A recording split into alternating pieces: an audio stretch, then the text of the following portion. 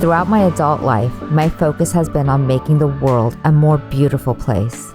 Initially, I pursued this goal as a hairstylist, working on the external appearance of individuals to make them feel more beautiful. However, I wanted more, so I began to shift my focus to helping people make better choices and achieve greater beauty from within. As a transformational life coach, I specialize in helping you identify and change the limiting beliefs that may be holding you back. Join me each week as we discuss, interview, teach, and explore the fundamental principles of healthy relationships. Welcome to Conscious Conversations with Louisa.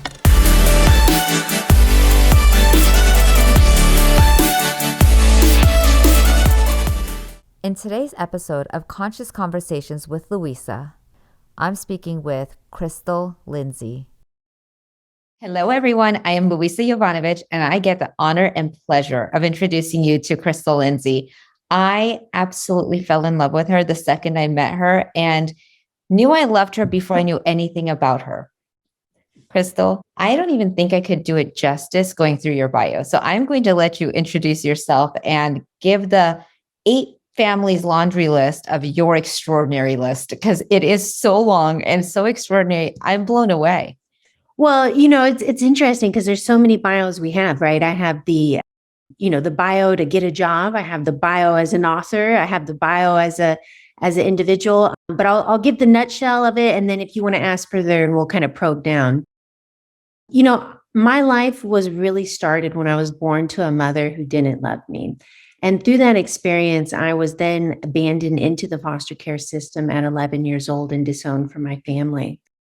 From that experience, I figured out how to put myself through college, and I got a double bachelor's, double master's, graduate certificate, started and stopped the PhD, and went on to write a book. And now I'm currently in digital marketing, running digital marketing for a local newspaper and launching their Dallas division. So it's been an interesting ride, and I call myself the grateful marketer. I'm just very grateful to be here today.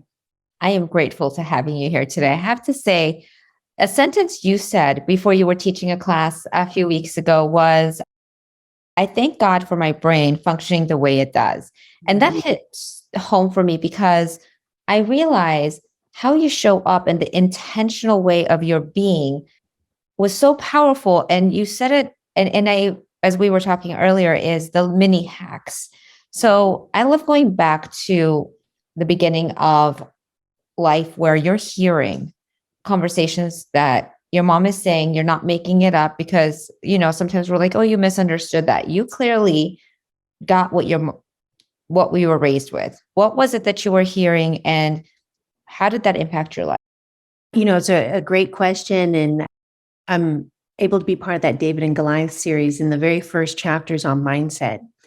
And so I just wrote a chapter on this in that book. And, it's interesting because the first thing I remember is that I was an outsider. So even before words can explain it, I just knew my mother would braid my sister's hair and not mine. She would hold and cuddle her and not me. And I never remember my mother once holding me, loving me, saying she loved me, giving me a hug, anything like that. But she did do that with my older sister. And so that was really the environment that I was raised in. This is I'm a product of the welfare system back when they had government cheese, like real government cheese, and food stamps, like the papers, And, I was the third of 3 children from 3 different men. And apparently my ultrasound misread me as a boy. And so my mother would tell me on a regular basis that if she knew I was a girl, she would have aborted me. And she said that with vindication, like she meant it. And there was no doubt of me that knew that somehow, I didn't even know what the word ultrasound, but I just knew I got saved because they thought I was a boy. And so I was a big tomboy, you can imagine, growing up as a result of that. The other thing I heard my mother say to me, was, what do you think you are, special? You're not anything, and you're never going to be anything. And I remember one perfect example of that was when we had a reading log for school in the 5th grade. And I was always at the top of the class. I did really well in school. After surviving, getting put in special ed, might I add, the first year. But, I was always a good student, and I read the books and I did everything. And my mother refused to sign my reading log. because she said, I want you to know what it feels like to get an F. And she would tell me all the time, there's going to be people who are prettier, faster, and smarter than you, and that you're not anything and you'll never be anything in this world. And she was a very mean person to me. And I just remember as a kid thinking, well, that's good news. Then I don't have to define myself on being pretty, fast, smart, tall. Like then the pressure's off. Like what else can I do that's going to be exciting, So I began to be funny and silly. The other thing I remember as a child is people would say, Crystal, when you get older, you're going to make some man so happy because you have bursting hips. And I just remember turning around at like 6. Who says that to children? I remember this. And I remember for like 6, 7, 8, turning around and being like, nuh-uh, when I get older, I'm going to make a man happy because I'm funny. First of all, I'm funny. Second of all, I'm smart. Third of all, and I just fire off at him. So I was a handful as a child. I finally grew into my personality, apparently. But yeah, just a lot of negativity put on me saying that I wouldn't be special and they wish I wasn't alive. So there's 2 ways that humans handle that, right? Some people go, oh my God, and really internalize it and go, wow, I'm really not meant to be here and how sad. But your brain went, nope, absolutely not. This is it. And that's what I see as, when I was getting divorced, I remember needing to remember who I was as a child and how successful I was in my ways of being. I actually failed school like quite a few times, but I knew I was successful emotionally. So it sounds like you had that ability too, to hear something negative and shift instantly. It's not that it didn't affect you. It's not that you didn't hear. It's not that it didn't impact you, but you were able to reframe instantly. Mm-hmm. I used to think it was funny. I was a random child. I mean, I've been 6 foot since I was 12. So I was just this big, awkward child with gaps in my teeth and a speech impediment. I was pigeon-toed. You couldn't shut me up. People would pay me to shut up. Now they pay me to speak, which is even talk about healing all those wounds, And so, but yeah, I was just this awkward child. And I just remember as people would say stuff to me and I just laugh at them. And I just, now, whether you want to call it God, spirit, Christ, whatever you want to say, but I really believe that was God in my life protecting me. And so I don't know where I got these ideas from, but when I was a child, I remember my older sister, she's 2.5 years older, and, pray for her.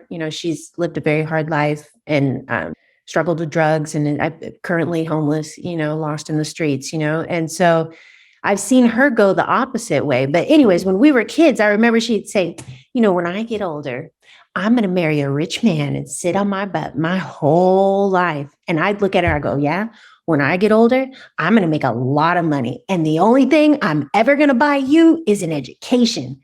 What's fascinating is that is she the sister that your mom held and nurtured and gave the attention to? And you're the one. Mm-hmm. That's fascinating because you always think like, if I were to love up my children more, give them more of what you think that they need, then they're going to be great. But you didn't have that and she did. And look at the difference in results.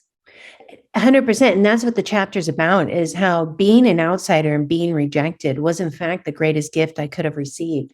Now I didn't know my father. I'm actually a bastard on my birth certificate. I take great pride in that for some reason.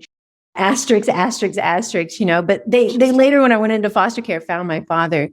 And through this experience, we now have an incredible relationship. He's now an incredible man of God. He tells his testimony of being a heroin addict and a biker and all of this. But, he told me one day, he said, Crystal, I still cry when I think about what I did to you. And what he did to me was abandon me. He didn't do any, there wasn't any abuse like that. But he said, I still cry when I think about what I did to you. And I said, Dad, the best thing you could have ever did was leave me. And he thought I was trying to be snarky. And you could tell he's really hurt. And I told him, and I said, no, Dad, I mean that. Like, I now have a purpose on my life and know who I am in this world. I know how to make a decision. I know what I want. I know who I want to help. I'm passionate about helping the foster care community. Like, I have such drive and determination. I wouldn't change a thing that happened to me. And so it's really shifting that mindset and believing and it's because of a promise I made myself at 2 pivotal points in my childhood that I talk about in that chapter. 2 things. And I realized I am always going to be okay. And I'm always going to take care of myself. And I believed that. And so for the rest of my life, that was my guiding compass. Yeah. I would love to hear what that is with the 2 things, because I do believe we had huge pivotal points in our life and we make clear decisions. And most of our life is coming from those clear choices. And sometimes they benefit us, sometimes they don't. I'd love to hear what yours was and when. Yeah. The thing is, Tony Robbins, big fan, talks a lot about thresholds, right? And he says you get to these thresholds where you say, never again will I, or I will always, and it's so true. And so for me, as a child, like I said, I was born into this environment. I didn't understand why I was rejected, but I knew very clearly that I was rejected. I was treated like the dog of the family, and one day my mom picks me up from wherever I was after school. And she was, driving sporadically and crying and sobbing. And it was very dangerous. It was very scary being in the car that day. And, my sister's in the front seat as always, and I'm in the back seat. And she finally pulls the car over and she whips her head around and she looks at me and she just unleashes this on me. And she says, your dad is not your dad. Your sister's not your sister. Your auntie's not your auntie. Your dad doesn't give a about you. And that's because you're not, and all this. And I was like, okay. And so I remember like going back to, I was 9, I remember going back to my bunk bed when we got to the house and laying down and trying to sort this all out, and I was like, this is great news. I am so excited. I remember this, and so, I guess now I've learned a little bit about child psychology. You actually create like fantasy stories to define your life and make sense and rationalize it's normal.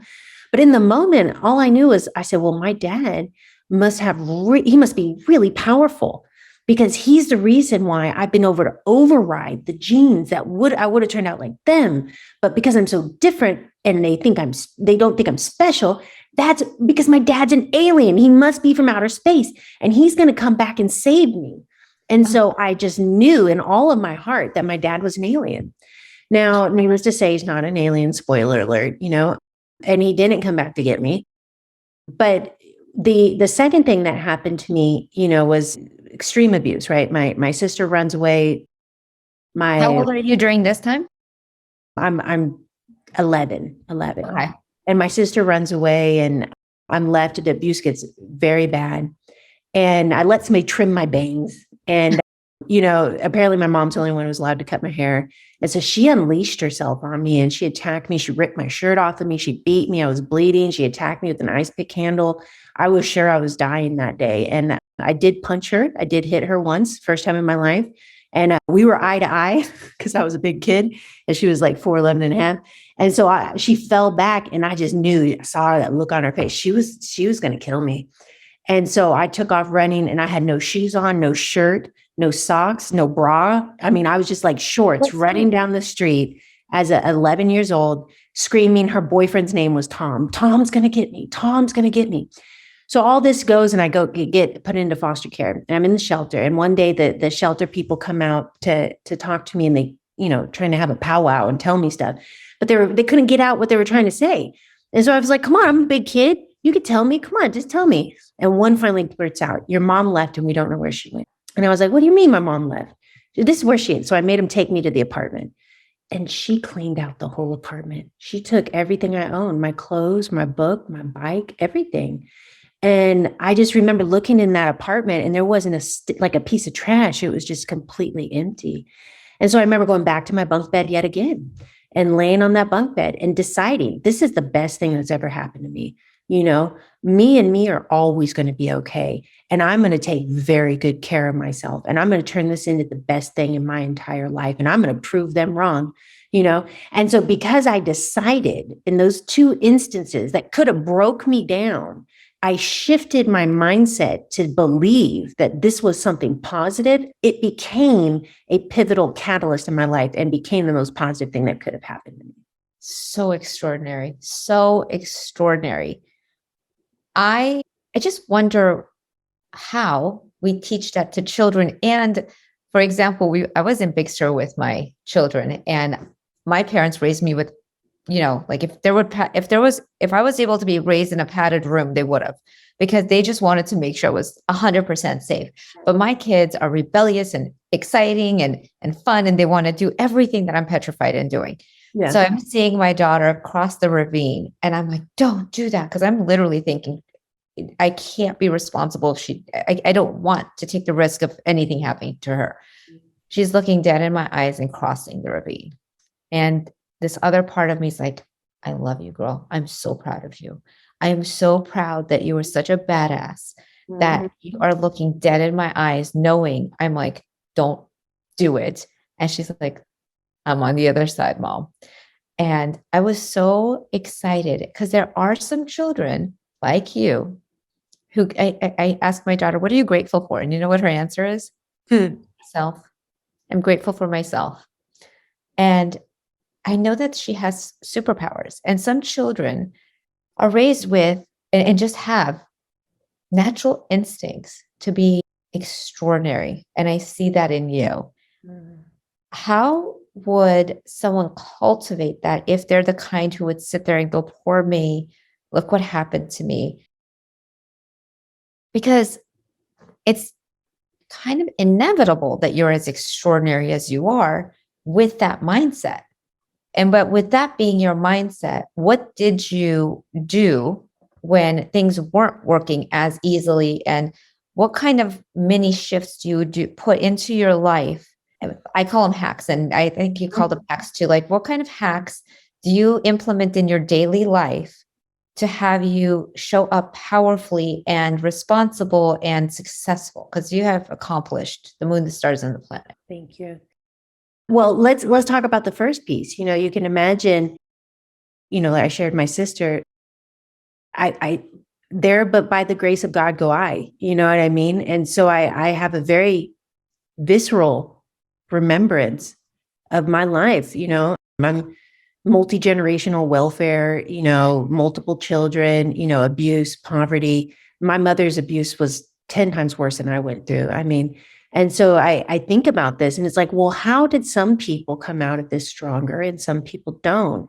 And so I study resilience. They say that the pivotal point of when somebody turns an experience into a positive or a negative is based on if they feel that they're so different that they'll never be understood. Now, I think back to me and I'm like, how does that apply to me?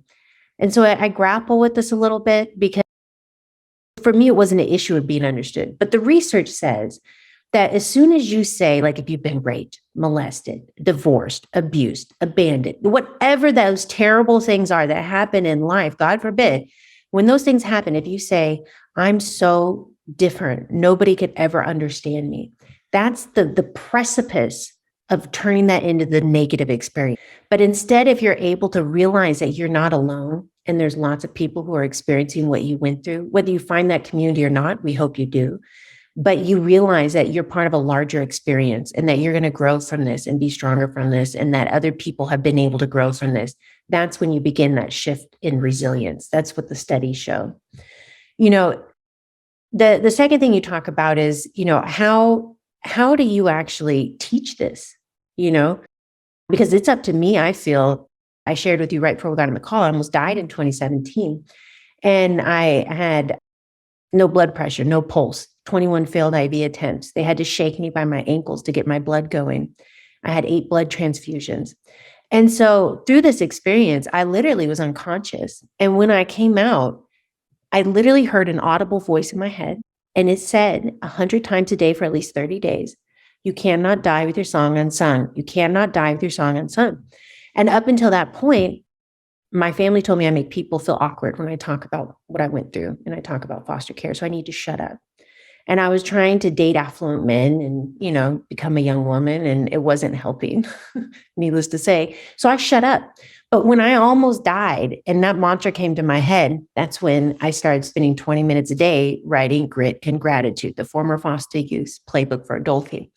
Now, how does that come back to, what do I recommend and how do I cultivate it? Well, my whole life, people would say, how did you do it? Studies show that 60% of foster youth between 18 to 24, 50% become homeless. 60% of women between 18 to 24 become, they usually have children and become dependent on welfare. 60% of men coming out of the foster care system get incarcerated. So they become dependent on the welfare and criminal justice system, 60% by 24. And so when you look at those statistics, less than barely 54% graduate high school, 3% attend first year college, let alone under 1% actually graduate and get a bachelor's, let alone double bachelor's, double master's, graduate certificate, So how did you do it was always the question. And I would say, I don't know, I worked hard. I don't know. I worked hard. But that's when I cannot die with my song unsung. I began to answer that question and sit with it every day. How did I actually do this? Because we need to tell the world how they can do it, because I cannot die until my song is sung, apparently. So anyway, so that's what the book's about. And it's about the top 10 biohacks that put you in a peak state. And so I believe, and with every bit of my heart, I know that you can wake up every single day and have daily rituals that put you in a peak state. And what are those for you? We talked a little bit about the brain science that shows that actual child abuse, there's a score called ACE, Adverse Childhood Experience. And if you answer yes to 6 out of 10 of these questions, I want the world to hear this loud and clear. If you answer yes to 6 out of 10 questions, you are on track to die 20 years younger. Now, I hope that woke somebody up, because there's real science behind that. Look it up. And Nadine Burke, the Surgeon General of California, worked with the CDC in a landmark study in Hunters Point and started putting this together. You are on track to die 20 years younger. Heart disease, liver disease, brain cancer, tumors, you name it, cardiac arrest. And look, you're like, Crystal, I brought you on here to tell some good news. Look, I want to tell you the good news about how I put myself in a peak state, but I want the world to wake up and understand that what I'm about to share does put me in a peak state, and I feel better and energetic and have clarity because of it. But honestly, I do it because I'm fighting for my life like I'm training for the Olympics. Every day for the rest of my life, I'm going to do the following things because it is not an option to not do it. I am committed to living a long, healthy life for my entire life. And therefore, if you are a product of child abuse, trauma, serious head injuries, you need to listen to the fact that what I'm about to share will rewire your brain to the point where you can regenerate nerve cells, restructure how your brain works, put yourself into a peak state that allow you to earn more, live longer, and have greater satisfaction in relationships. All right, so we ready for the good news? Okay, here we go.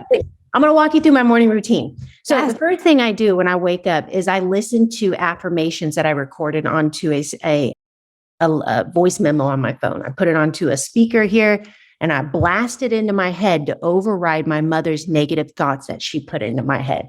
It's about 20 minutes long and I feel the emotions of how happy I am in my new life. That rewires it. So affirmations is one of the key biohacks. The second thing I do when I go downstairs is I actually draw a doodle on my notepad. And if you follow me on social, I do time lapse on. I love it. Yeah, it's fun. And so, but the only rule is you can't erase. So I make a doodle, and then this was today's, and you sketch it out. Now, why is that important? One of my top 10 biohacks is be creative or get in nature. Some people aren't creative. I get that. Then go sit in nature. Okay. Do creativity in nature. I don't care. But taking time to work that creative part of your brain, the right side of your brain, is a key part of helping you rewire your brain. The next thing I do immediately following that is I lay down for a 30-minute meditation. During that 30-minute meditation, I clear my brain. I personally practice transcendental meditation. Now, it doesn't matter what type, just go to guided meditation on YouTube, 5 minutes, even 60 seconds changes your brain structure. The next thing immediately following that is I do 100 burpees. Now, anybody know what a burpee is? Oh, I rolled up my mat, but usually I have my mat right here. So I literally drop down and you go into plank and then you jump up and then you go down to a push-up and you go up and down. Now, why do I do 100 burpees every single day? Because exercise is the fastest way to swash the stress hormones out of your brain and put yourself in a peak state. So, and then I journal. I write out my goals every day and I'm intentionally grateful. So I'm a little bit excessive. I also do a second meditation and a sunset walk in the evening. And then I listen to my affirmations twice more. I have a glass of wine. I take an Epsom salt bath and I go to bed. But now this is, and so when you see this enthusiasm and I shine bright, I tell you one thing, it is genuine. But the second thing I want you to know is I have to work at it every single day and I fall apart if I don't. So I offer to you, if you're out there and you're struggling, and this is my message that I want the world to hear. If you're overwhelmed, burnt out, angered, disappointed, jealous, envious, whatever it is, brokenhearted, I don't care. If you're in a negative emotion, that is a physical problem with your brain and you need a physical solution. Stop trying to talk your way out of it. Do talk therapy. I do counseling. I'm not saying anything about counseling. But stop thinking that's going to snap you out of it, or watch a funny video or talk to a friend. Sure, those things are good. But what you need to do is drop down and do some push-ups or go for a walk or watch some funny cat videos and experience laughter, which is a physical emotion, right? You have to do something physical. Draw a picture. I don't care. Journal it out. Something physical to get it out of you because you're having a physical problem, which needs a physical, biological solution. And so for me, I do push-ups and burpees. I love it. And here's my favorite part is like, if you ask any extraordinary person who's successful, this is always their answer. So the fact that we walk around going, I don't know, fascinates me. I'm fascinated with every remarkable person has this as part of their daily routine. And yet the world walks around going, I don't feel well. And they're sitting on the couch watching Netflix, wondering what's wrong with them. You know, and I want to put a plug in here. Okay. I don't have any kids. Okay. So, and my birthday's this weekend, but thank you. So I'm in an accountability program and I'm a little bit of an overachiever even for them. And they say to me, I know. And they're like, Crystal, that's because you're single and you don't have any kids. You're able to do that. And I like to correct them. There's a lot of single people without kids sitting around watching Netflix, eating bonbons, and wondering why their life is falling apart. So I have 2 children. I'm single. I live in California. My ex-husband lives in Florida. And I've got 2 jobs and I do everything you said. Exactly. Every single one, other than I don't take baths because so my attention span, as you guys see, I move around a lot. My sitting still does not work very well. So I can't take baths because I can't be in one spot too long. And so that's the only thing I don't do. Everything else I love. Mm-hmm. You know, and this is what I want, you know, so for you, you said, you know, what was it that helped you turn into a positive? And I brought up the resilience study. But for me as a child, the thing that pushed me was that I truly believed, like, in my core, since I was born, and I don't know where this came from, but in my core, I knew I was destined for greatness. That's what I would tell anybody who would listen. Now, I didn't even know what that meant. Okay. Where do I got these words? I've been asking God. I was like, God, can you just let me know where I got that? Because I'm really curious where a 4-year-old, 5-year-old, 6-year-old gets the words destined for greatness when you live in poverty. That's not common terminology. So anyways, but I knew I had this compelling vision that pulled me forward. So if somebody's sitting around and they say, you know, I'm upset, irritable, burnt out, brokenhearted, don't know what to do, you know, have a terrible life. Let me count the ways. The first thing I would say to you is do some push-ups. The second thing I would say to you is get a clear vision. Figure out what it is. My girlfriend just yesterday called me out and she was hurting so bad. And I listened and listened and listened and active listened and, you know, went through the process with her about an hour and a half even. And at the end I said, you know, but what I'm not hearing is, what do you want your life to look like? And she was like, well, I mean, a flat tone. You know, I have those things. I just haven't wrote them down. I said, look, that's your biggest area of opportunity right now. By the end of it, we shifted and she was her bright, shiny self because she figured out what she wanted. She wanted to build her business and she wants this, you know, relationship and how she's going to do. And so if you're sitting around watching Netflix because you don't feel like walking even around the block, come on, you know, is because you don't have a compelling vision on why you need to walk around the block. Once you have a compelling vision, you will make the time. Like you said, 2 kids, single mom, working, you know, 2 jobs, and you make the time because you have a compelling vision. So what's your reason for doing it every day? I have the same part. I have the same, I'm here for greatness too. I remember listening to Eckhart Tolle. He was asking Oprah, what do you like to do? She says, I like to learn. I like to teach. My brain popped in with me too, instantly. And then the other part of me said, who do you think you are? I was like, and it was such a hard conversation in that moment. I was like, who do I think I am? Like, this is Oprah. She gets to say that. I don't. And it took me a few days to process that and really step into that. And then also I love collecting evidence. And so people say to me, oh, you said this and it really helps me. You said this and I really would love for you to share this more. I wish you would share publicly more. And so I kept hearing it and I kept seeing that everywhere I went, I brought myself along and everybody was inspired by what I was doing. So I just was like, I think there's something here. So I was just for so many years, I was collecting evidence to what was wrong with me. If somebody said something was great about me, I would tell them all the things that were wrong with me. And then one day I realized there's a lot of evidence to what's right with me. And I stepped into that, and that became more powerful than my limiting, I'm not okay, and something's wrong with me. But I knew inside my heart there was some greatness that I was being called to. I just didn't know what it was. And my only way of knowing it was experiencing the people around me and how they related to me. Because I kept thinking, why are people always saying they want to like hang out with me and work with me and be with me when I'm just little old me? And by the way, I love that you're 6 feet tall because I'm 5 feet tall. I'm a tiny little thing. I love it. And my ex-husband was 6'4". So I picked Mr. Gigantic because I was looking to be protected. And so speaking of ex-husbands, we have this greatness, we have power, we have brilliance, and yet we still end up in relationships that don't serve us. What was your beliefs before you entered the relationship? What type of people were you dating, and how did the husband become the one? And then what was that experience like? And then, because I'm grateful for all of it. I too was married and I'm grateful for all of it. How did that play out? Yeah, this is an interesting story. So, okay. So it turns out, go figure, I found out in a graduate course, Abuse in the Family System. Turns out that there is a real connection between people who went through childhood trauma to not only people who go through abusive relationships as an adult, but actually people who die because of abusive relationships. And so this hit me through the eyes when I was in a course once, and I had gone through 3 restraining orders.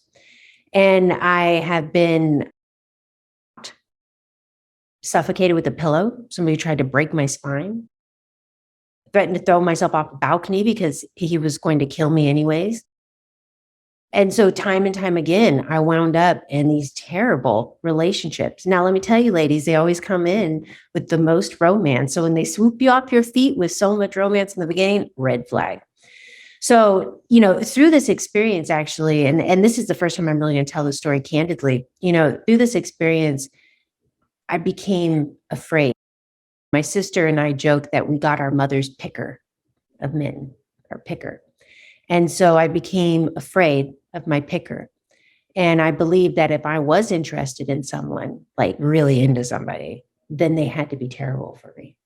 So can you imagine the conflict in life that comes when you believe as soon as you like someone, they must be terrible for you. So you run away from them and you can't talk to them, like how your life then plays out in 100 different ways and how hurtful that is and how isolating and alone you wind up feeling through this and how misunderstood, which again is the downfall when you quit being resilient.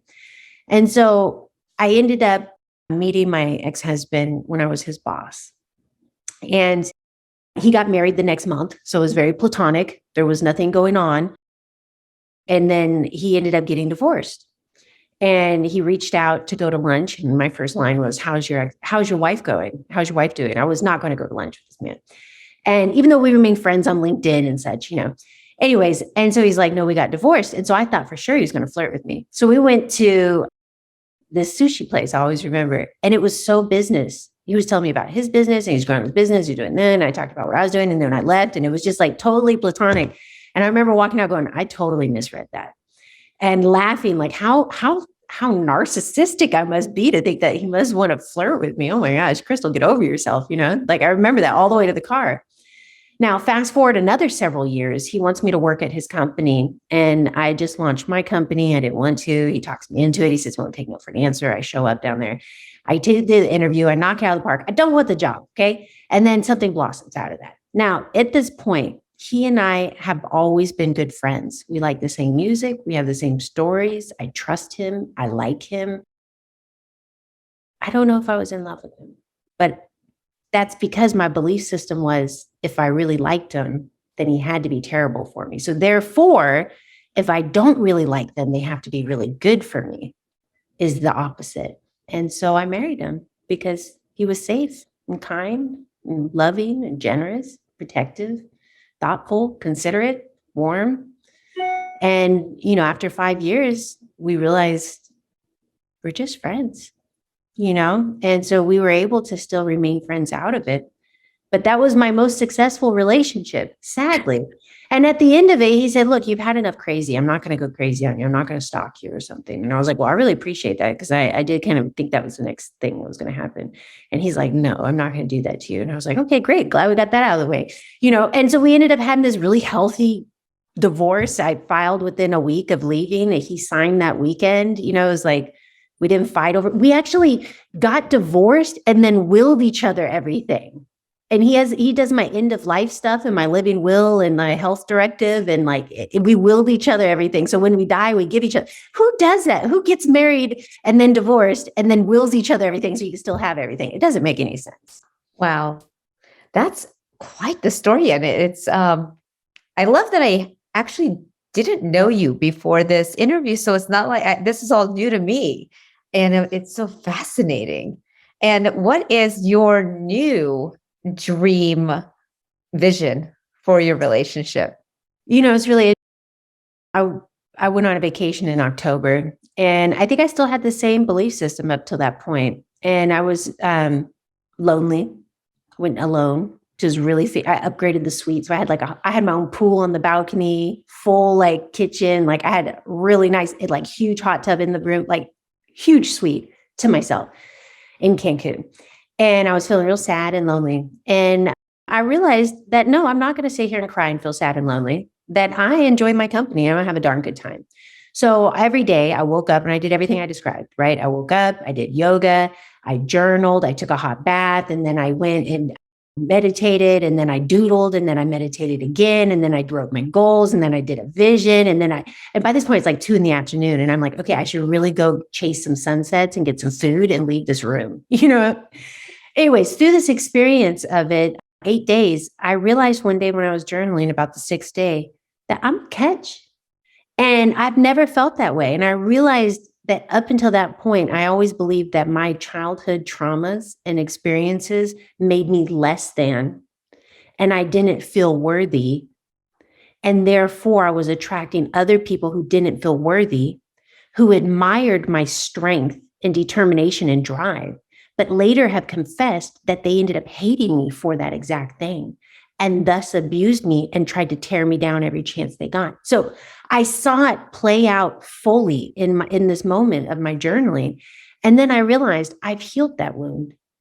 I no longer harbor unworthiness because of something that happened to me that I was born into. Instead, I see it as a strength that I came out of that and I'm stronger because of it, that I'm willing to talk about it openly, and I'm going to become the greatest human I can in this life and impact millions. I'm going to write more books. I'm going to get on bigger stages. I'm going to tell lots of people, and I'm going to have someone who doesn't just feel okay with that, but somebody who's excited about the fame, somebody who's in my corner rooting me on, somebody who wants me to be successful and is all in and sees me as the amazing person I am. And I see them as the amazing person they are, that we have healthy boundaries and that we're able to express and get our needs met, that we're able to pour into each other. Somebody who wakes up with me to do their burpees, who wakes up and meditates with me, somebody who occasionally paint with me and draw with me and go on nature hikes and enjoy the things I enjoy, but also have their interests and hobbies so that we're able to have our own space and independence. So my new belief system that kind of sums it all up is I'm a catch. And I'm good at cooking. I make a good income. I've got a nice car. I'm loving, I'm thoughtful, I'm considerate. I put more into a relationship than I take out. And I'm a darn good partner in this life. And if I was going to bet on a horse, I'd bet on me because I know I'm going to be successful. And so therefore, anybody who's going to be my partner is going to rise with me. And so with that, I sum it up to say, I'm a catch, and I'm waiting until I'm cherished and adored for the catch that I am. And I will not settle, and I have no unworthiness, and I will not settle for anything less. Yes. We were talking about that, like singing off the rooftops of blessing each other, being with each other, celebrating each other, like each other's wins. And word for word, I related to what you were saying about like some being tortured for having that energy. Like people would be attracted to my energy and then need to torture me for it. And I was like, what is happening here?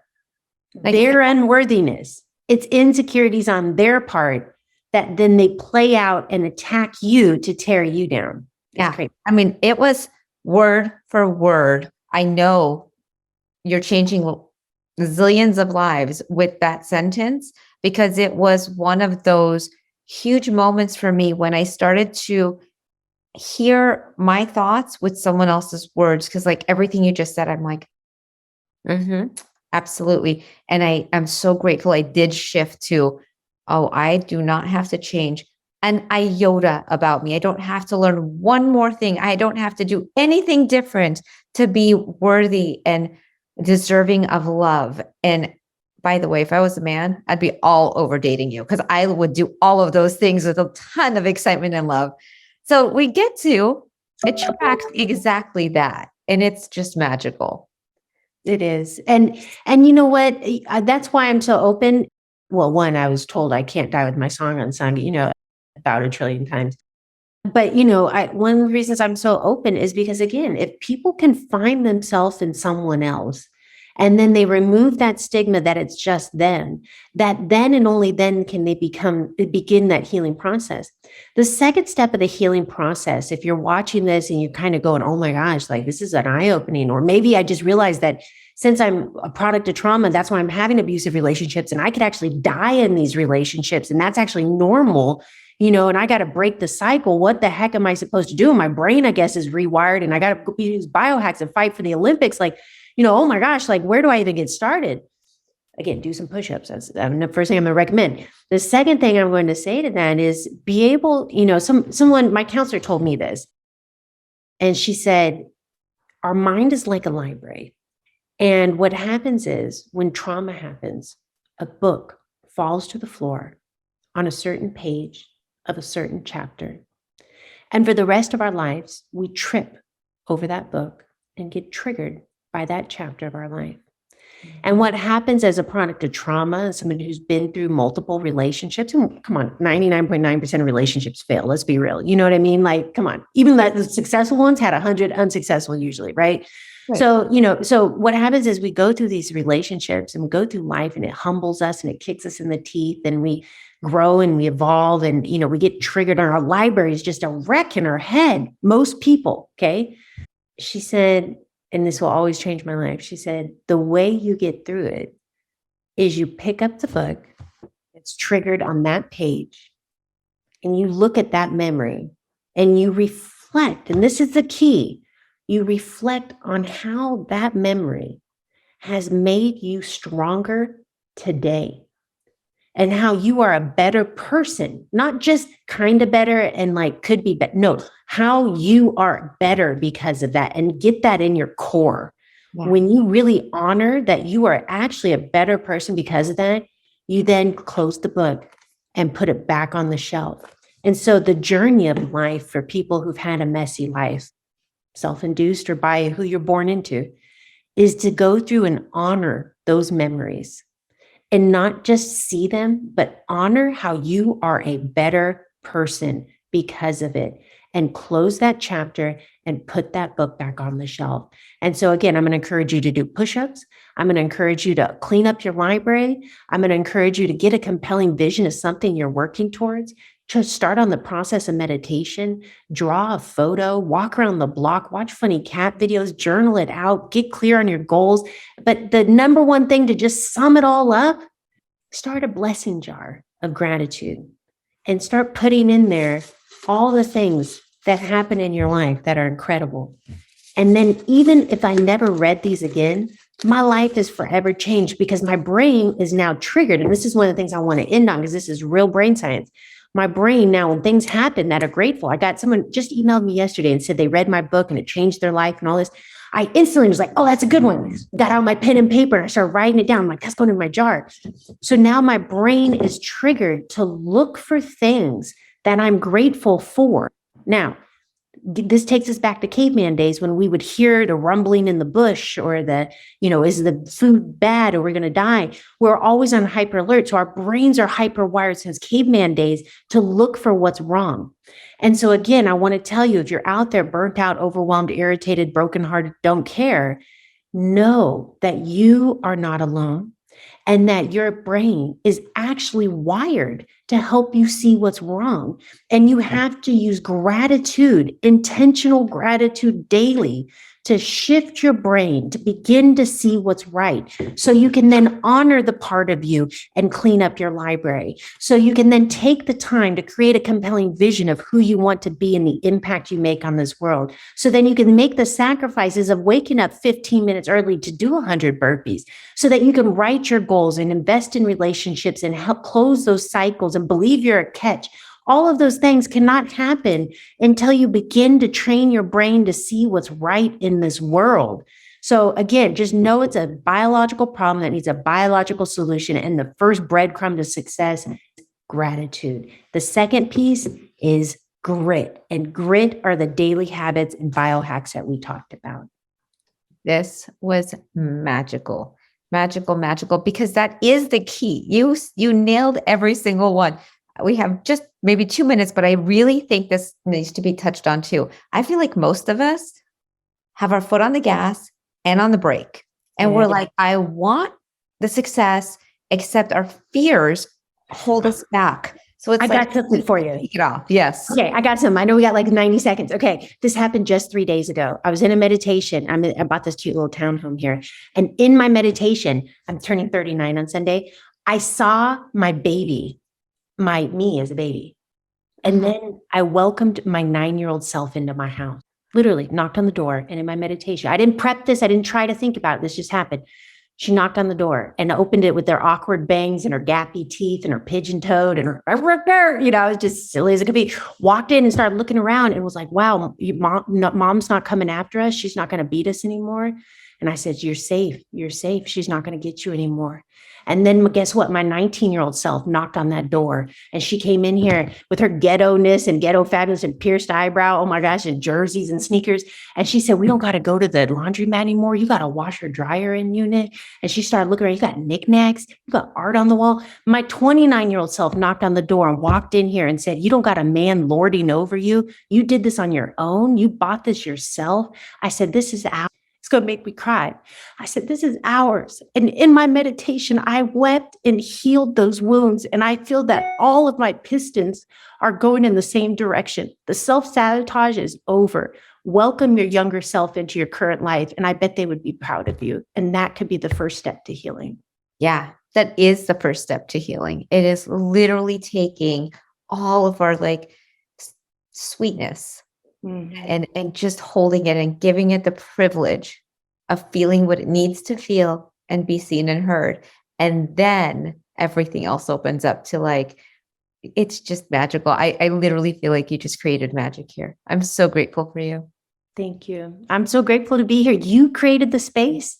You sought me out. You attended the mastermind. You made this happen. I honor you and all of you, Louisa. I'm so cherished to be in your life and excited to see what other magic we can create. Absolutely. And I love that people get to look at us and say, if they could do it, I could do it. And for parents who your sister was given the hugs and kisses and you weren't, and no matter what we do, we're here with our own story. And I know I walked around with a lot of guilt of I should, I could, I blah, blah, blah. And we get to do the best we can, but every human is put here with our own story that they get to be responsible for unfolding. Mm-hmm. So good. So good.